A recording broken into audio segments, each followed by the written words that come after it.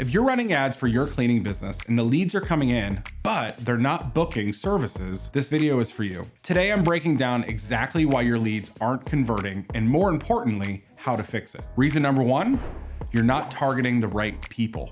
If your ads are reaching people who can't afford your service, don't live in your service area, or don't actually want cleaning help, you're wasting those precious ad dollars. A qualified lead fits your ideal customer profile, they're in your service area, and they value your time, and they're willing to pay and to have a cleaner home. If your leads don't check those boxes, your targeting needs work. Second, your website or lead forms may be costing you conversions.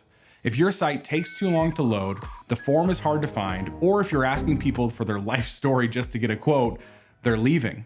Your job is to make it as easy as possible, especially on meta platforms. People didn't ask to see your ad. If they're interested, you need to catch them fast with short, clean forms and simple next steps. Third, your sales process is too slow. If you're waiting longer than 5 minutes to follow up with a lead, chances are someone already has gotten to them. Speed to lead is everything in home services. Whoever responds first usually wins the job.